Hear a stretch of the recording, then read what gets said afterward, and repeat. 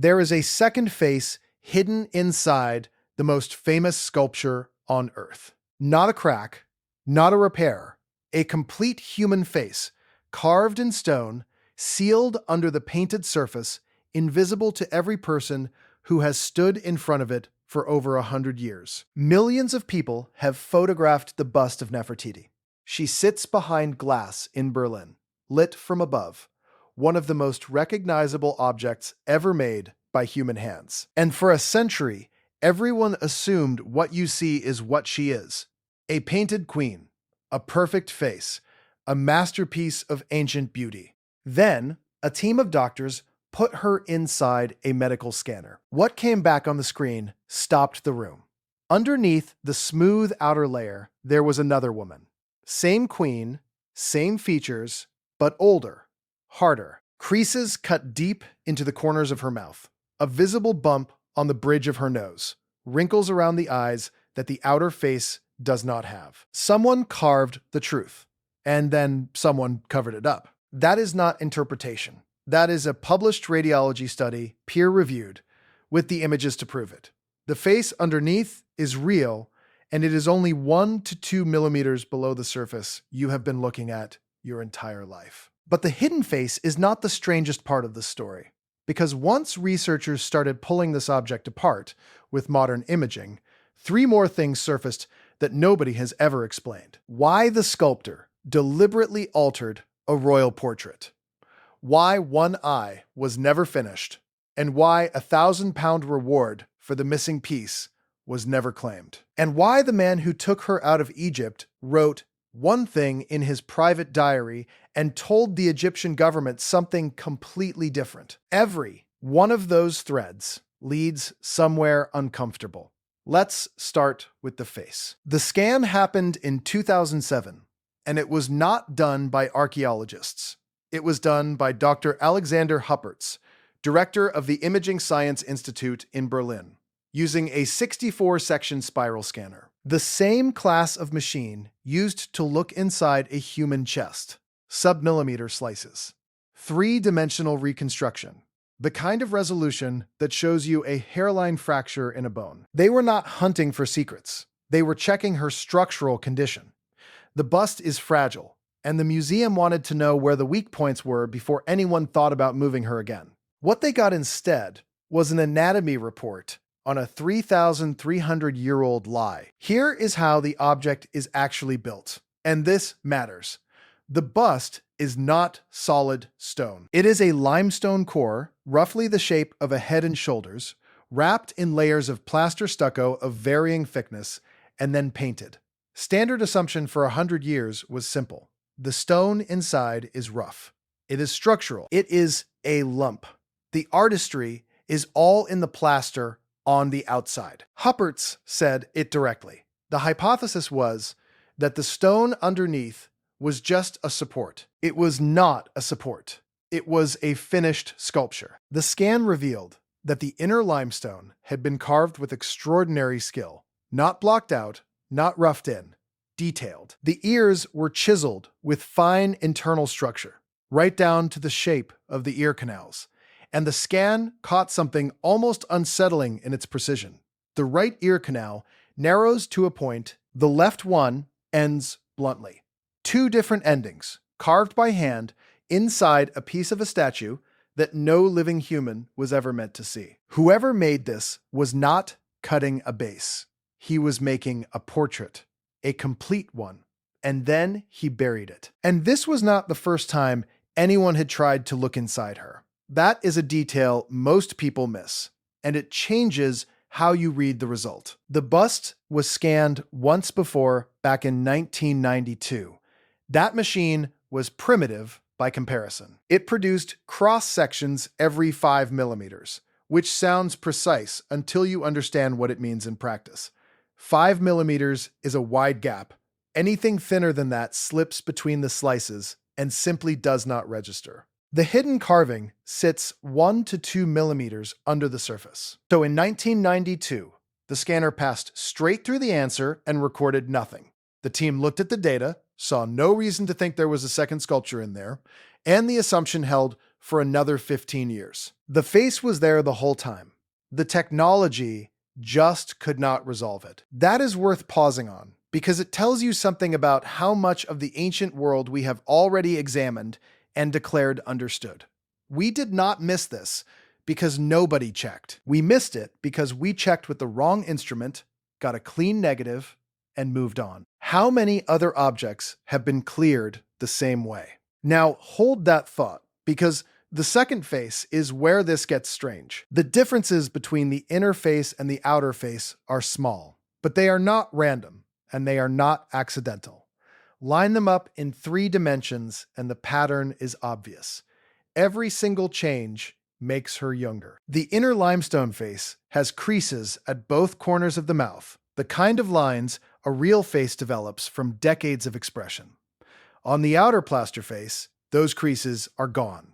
Smoothed, flat. The inner face has a bump on the nose, at the point where bone transitions to cartilage. Anyone who has ever looked closely at a real profile knows that bump. It is one of the most common features of a human nose. On the outer face, that bump has been filled in. The nose is straight, the eyelids were reshaped. The corners of the eyes on the outer layer are more pronounced, more defined, more idealized than the stone version underneath. Put it together and you get a sequence of deliberate edits. Remove the age lines, straighten the nose, sharpen the eyes. It is not restoration, it is not damage repair, it is correction. Somebody looked at a finished, accurate portrait of the Queen of Egypt and decided the queen needed to look different. And notice which features got changed. Not the crown, not the collar, not the proportions of the neck or the set of the shoulders. The edits are concentrated entirely in the parts of the face that reveal age: mouth, nose, eyes. The 3 places a human being reads first when deciding how old someone is. Whoever ordered this knew exactly what they were removing. For decades, scholars had a comfortable answer for the plaster. They said it was technique. That is how these were made. Stone underneath, plaster on top, paint over everything. Nothing to see. But that explanation has a problem.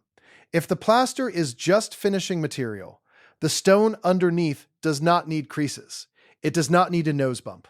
It does not need individually carved ear canals with 2 different terminations. You do not spend that kind of labor on something you are about to hide. The stone was carved as a final object. Then, a decision was made to change it. And the person who made that decision had access to the workshop of the most powerful artist in the country. This is the point where the object's history stops being decoration and starts being evidence. So here is the first piece of it. The bust was pulled out of the ground on the 6th of December, 1912, at Tel El Amarna in Middle Egypt. The dig was led by German Egyptologist Ludwig Borchardt, funded by the Berlin philanthropist James Simon, and they were working through a compound that had already been identified as a sculptor's studio. Tools: stone chips, gypsum plaster fragments, flakes of gold foil. The studio belonged to a man named Thutmose, and his full title survives: the king's favorite and master of works, the sculptor Thutmose. That is not a craftsman. That is the head of the royal image program for the most radical government in Egyptian history. Because Amarna was not a normal city. It was built from nothing by the pharaoh Akhenaten, who tore down the old religious order, elevated a single deity, and moved the entire capital into empty desert. Nefertiti was his great royal wife, and she was not decorative. Her image appears everywhere in that city, at a scale and frequency almost no Egyptian queen ever received. In some reliefs, she performs acts reserved for kings. Amarna ran on imagery. Control the image, control the message. And Thutmose controlled the image. Understand what that job actually involved. Akhenaten did not just adjust the religion. He rewrote how human beings were allowed to be depicted. Earlier Egyptian art followed rules that had barely shifted in 1,000 years. Rigid proportions, idealized bodies, A visual language so stable you can date a piece by how a shoulder is drawn. Amarna broke all of it, and it broke it on command. Suddenly, the royal family is shown with elongated skulls, heavy hips, long necks, softened jaws. Suddenly, the king is shown holding his daughters, kissing his wife, sitting informally. Nothing about that happened organically. Artists do not spontaneously abandon a 1,000-year-old rulebook. Somebody in that city issued instructions, and somebody at the top of the workshop system executed them. That is the environment this bust was made in. A place where the appearance of a face was a live political question, decided from above and changed on order. So when the head of state propaganda carves an accurate face and then covers it with a smoother one, that is not an artistic mood. That is policy. And it makes the specific nature of the edits more interesting, not less. The changes are not stylistic. Nobody elongated her skull or exaggerated her proportions in the plaster layer. The Amarna style, the thing the workshop was known for, is not what got applied on top. What got applied on top was age removal. The lines came out. The nose was straightened. That is not a house style being imposed on a portrait. That is a specific face being made to look like a younger version of itself. If you want more investigations like this, 1.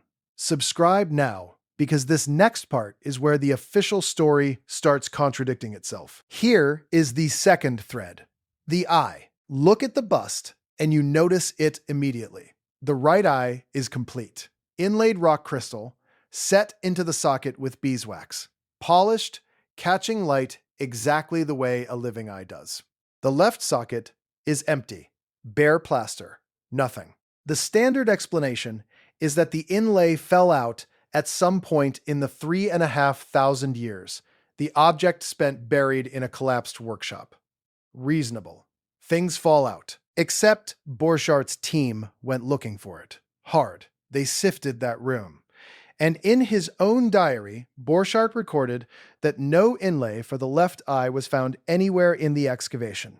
Not nearby, not in the debris, not in the fill. Worse than that, when they examined the empty socket, there was no trace of the binding material. No residue of the beeswax adhesive that holds the right crystal in place. Nothing to indicate that anything was ever seated in that socket at all. An inlay can fall out. Adhesive residue does not evaporate. The reward for the missing eye was set at £1,000. In that era, in that region, that was a life-changing amount of money. Every worker on that site, every local family, every dealer within reach of Amarna had an enormous incentive to produce it. Nobody ever did. It has never surfaced. Not in a private collection, not in a sale, not in a rumor that ever led anywhere. For a while, a different theory circulated, and it is the one people still repeat online. The suggestion was medical, that the queen herself had lost the sight in that eye, or lost the eye entirely, and that the sculpture is simply accurate, an honest portrait of a woman with one functioning eye. It is a compelling idea. It would also explain why nobody ever found the inlay. You cannot find something that was never made. But that theory has a problem, and the problem is the rest of the archaeological record. Nefertiti is not a queen we have one image of. She is one of the most heavily depicted women in Egyptian history. Reliefs, statues, fragments, carved panels showing her with her husband and daughters. And in those depictions, she has two eyes, consistently. There is no independent evidence anywhere in the corpus that this woman had a damaged or missing eye. So the medical explanation collapses on contact with the wider evidence, and we are back where we started. A complete, painted, finished object with one eye installed and one socket that never held anything. So the mainstream position shifted, and it is the one you will find in most museum literature today.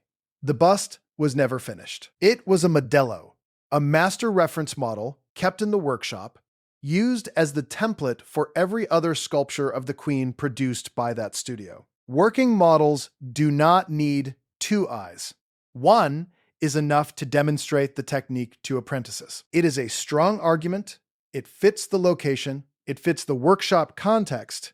It explains the missing uraeus, the cobra that would have sat on the front of her crown, which is also gone, but it collides head-on with the scan. You do not carve interior ear canals with two distinct terminations on a teaching aid.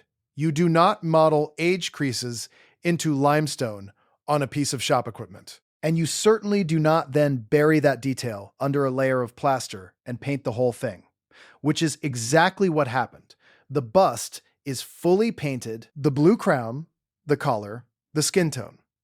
Borchardt commissioned a chemical analysis of the pigments and published the results. Unfinished objects are not painted. Painting is the last step. Somebody took this piece all the way to completion and then stopped one inlay short. There is a version of this that has always been in the background of the discussion, and mainstream Egyptology treats it carefully because it cannot be tested. Ancient Egyptian belief held that images were not just pictures. A sculpted face was a vessel. It could hold something. It could be inhabited. And a large part of Egyptian ritual practice involved activating an image so it could see, breathe, and receive. An image with one eye is an image that is deliberately not activated. Whether you accept the religious framework or not, the physical facts are what they are. A finished, painted, fully realized portrait of a queen, with one eye completed to an extraordinary standard and the other left permanently, provably empty, with no evidence that anything was ever installed there. Somebody made that choice. Somebody made the choice to alter her face. And within a few years of that workshop being sealed, her name starts vanishing from the record.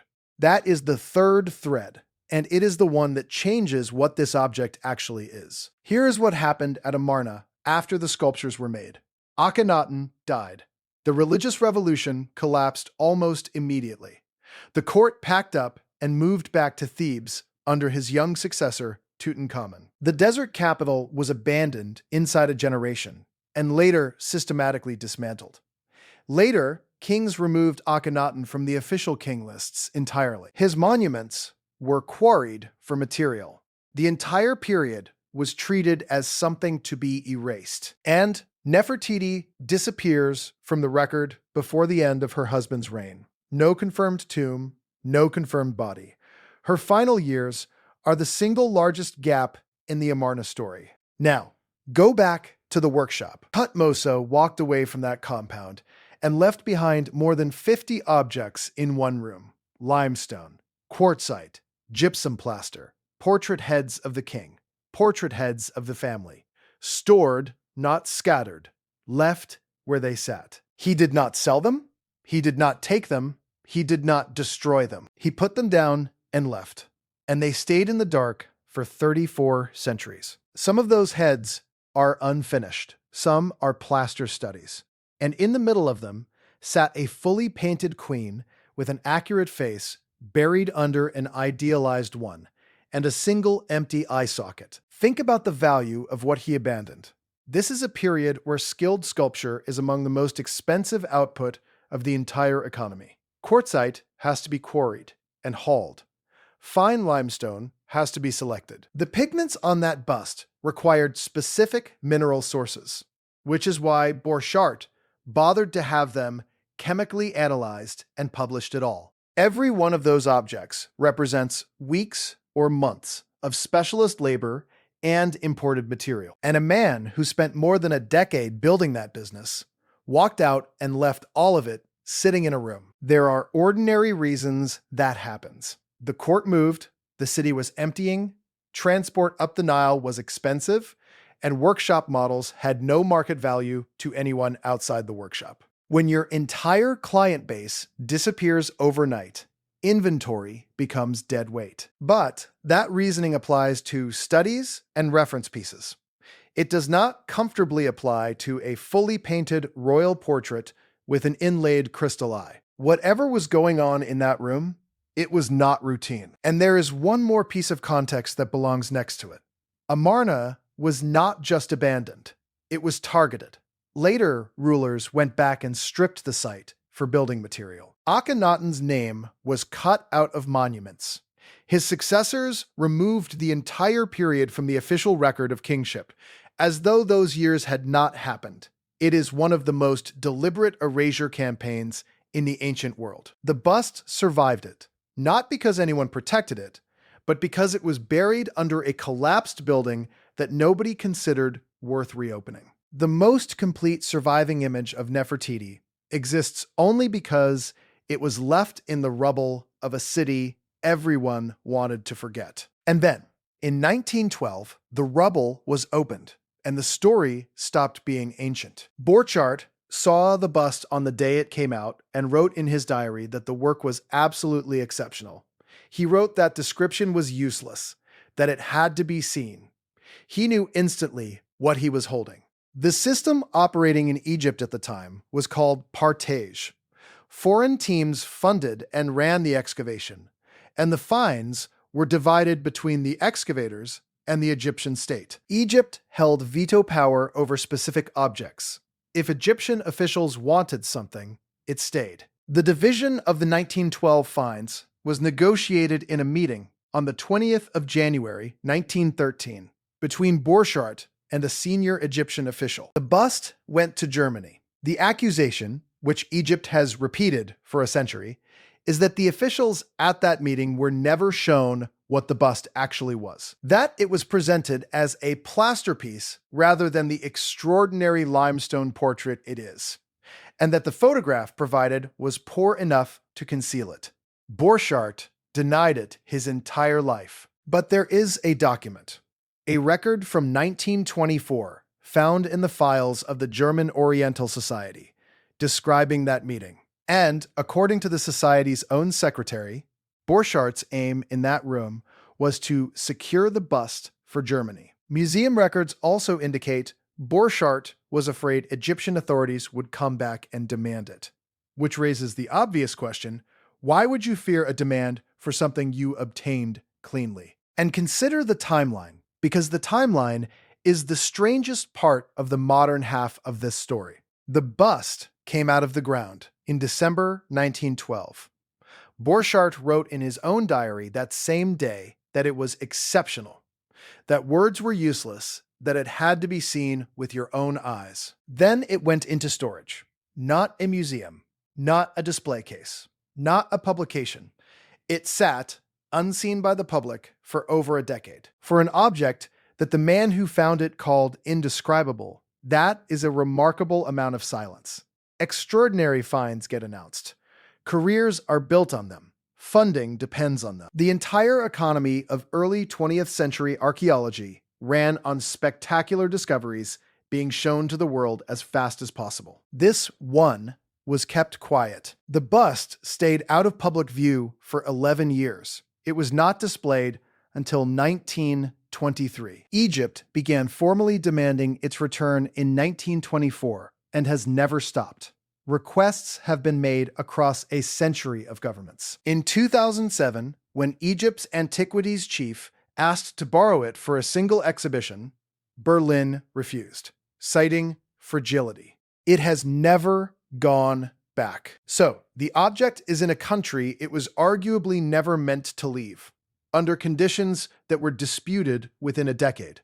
And the deeper anyone scans it, the more questions come out of the stone. Now, does this prove some grand ancient conspiracy? Probably not. And the grounded explanation deserves a fair hearing because it is genuinely fascinating on its own. Sculptors idealize. That is not a scandal, it is the job. Royal portraiture across the ancient world softened features, removed asymmetry, and pushed subjects toward a cultural ideal. Amarna art is famous for its stylization. A workshop taking an accurate stone carving and refining it in plaster toward a more idealized final surface is a completely coherent artistic process. Huppert's himself noted the changes suggest someone specifically ordered the alterations, and the most likely someone is the queen, or her husband, or the sculptor exercising professional judgment about how a royal image should read. The plaster is also thin exactly where it matters most for detail. The scan showed the layer over the face and ears is minimal, while the reconstructed rear portion of the crown carries two thick stucco layers. That is a working method, and it makes sense. Thin where you need precision, thick where you are building bulk. The eye almost certainly comes down to the Modello theory, and the Modello theory is well supported by the room it was found in. And the removal from Egypt is not paranormal. It is colonial-era archaeology behaving exactly the way colonial-era archaeology behaved across the entire region at scale for decades. None of that is boring. A master sculptor at the center of a collapsing religious revolution, carving the real face of the most powerful woman in Egypt, and then smoothing that face into an icon is a better story than most inventions. But here is what the grounded explanation still does not close. It does not explain the absence of any adhesive trace in the left socket on a bust that was completed and painted. It does not explain why a reference model needed carved interior ear canals with individually distinct terminations, hidden under plaster, at a level of detail nobody would ever verify. It does not explain why more than 50 sculptures were left stored in a room and abandoned, rather than moved, sold, or destroyed. It does not explain why the alterations run in one direction only. If a sculptor is refining a piece, you would expect a mix of changes. Some features sharpened, some softened, some corrected for balance. That is what refinement looks like. Instead, every documented difference between the two faces does the same job. The mouth lines vanish, the nose straightens, the eyes tighten. 3 separate edits, 3 separate parts of the face, one consistent outcome. That is not an artist adjusting a surface. That is someone working from a brief. And no explanation on offer accounts for the timing. The most accurate surviving portrait of Nefertiti was altered, sealed, and left behind at almost exactly the moment she vanishes from Egyptian history. If the interface is what she truly looked like, then the woman the world has been looking at for 100 years is not quite the woman who lived. We have been shown the version somebody approved. The real one is 1 to 2 millimeters underneath, in the dark, exactly where it was left. And that is the part that should sit with you. We tend to assume the ancient world hands us what it had, ruins, fragments, whatever survived by accident. But this object was not an accident. It was made with intent, edited with intent, and abandoned with intent by people who understood exactly what an image does to memory. They controlled how she would be remembered for 3,000 years. And it worked. She is still in Berlin, still behind glass, still lit from above, so the one crystal eye catches the light and the empty socket falls into shadow. Millions still walk past. Almost none of them know that a second face is looking back through the stone. And nobody has ever explained who ordered it covered. If you want to know what else the scanners are finding inside objects we thought we understood, the next investigation is on screen now.